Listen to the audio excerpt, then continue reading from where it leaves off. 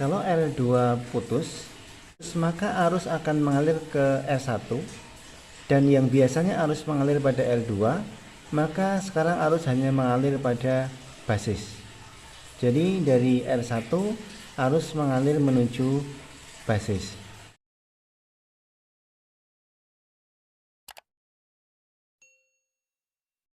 Assalamualaikum warahmatullahi wabarakatuh. Jumpa lagi dengan Pak Eko di Pak Eko Channel. Masih melanjutkan rangkaian elektronika penguat transistor dengan satu transistor. Pada kali ini kita akan membahas bagaimana kalau R2, ini adalah R2, bagaimana kalau R2 putus.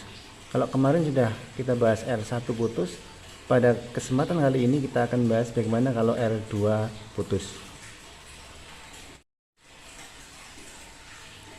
Nah, ini kalau R2 putus, maka perhatikan gambarnya. Ini tegangan VCC, tegangan sumber 12 volt. Ketika R2 putus, maka arus akan mengalir ke R1, dan yang biasanya arus mengalir pada R2, maka sekarang arus hanya mengalir pada basis. Jadi dari R1 arus mengalir menuju basis. Diperhatikan bahwa arus yang mengalir menuju basis itu akan dibatasi oleh nilai penguatan daripada transistor. Sehingga dengan demikian, arus yang mengalir pada basis tidak serta-merta besar atau tinggi. Namun nilainya dibatasi oleh arus penguatan pada transistor. Sehingga dengan demikian, maka arus yang mengalir pada R1 ini hanya akan meningkat sehingga membuat transistor ini menjadi jenuh, atau transistor ini menjadi menghantar secara penuh. Dengan demikian maka tegangan pada R1 relatif kecil, sementara tegangan pada R2 akan meningkat tinggi. Kalau dalam keadaan normal tegangan pada R2 adalah 2,4 volt, maka ketika R2 ini putus, tegangan pada R2 ini meningkat menjadi sekitar 3,2 volt yang membuat transistor ini menjadi jenuh atau menghantar secara penuh. Dengan demikian maka ketika tegangan di sini 3,2 volt, 3,2 volt, tegangan di sini 3,2 volt, maka di sini ada drop tegangan basis emitor 0,7. Maka tegangan pada R4 ini sekitar 2,5.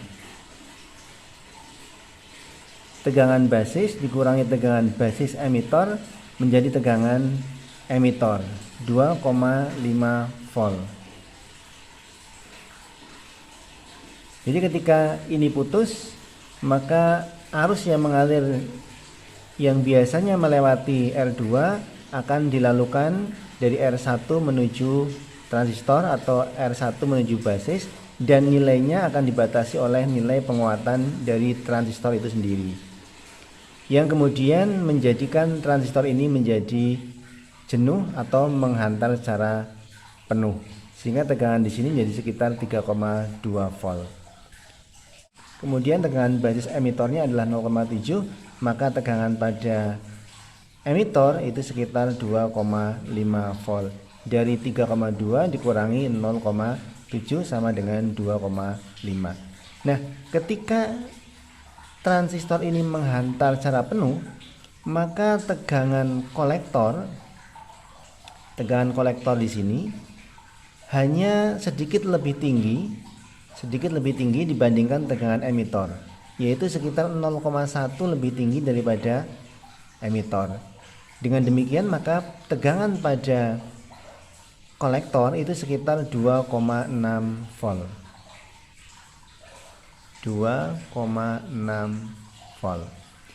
Jadi emitor 2,5 volt, pada kolektornya ini 2,6 volt.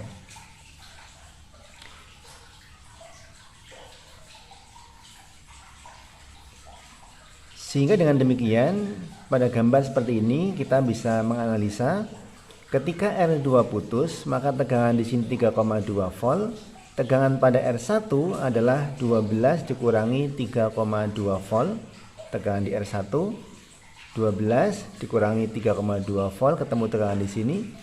Kemudian tegangan basis emitornya adalah 0,7, maka tegangan pada emitor, tegangan basis dikurangi dengan tegangan basis emitor, ketemu dengan tegangan emitor yaitu 2,5.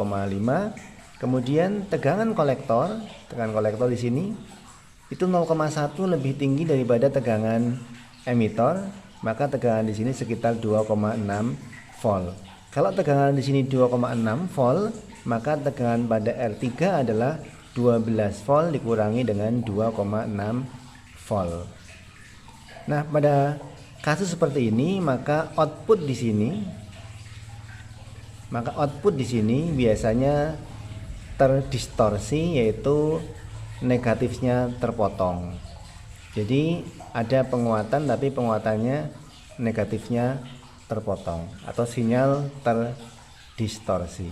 Demikian penjelasan singkat tentang rangkaian penguat transistor ketika R2 dalam keadaan putus. Tonton terus videonya, jangan lupa subscribe, like, dan share. Terima kasih.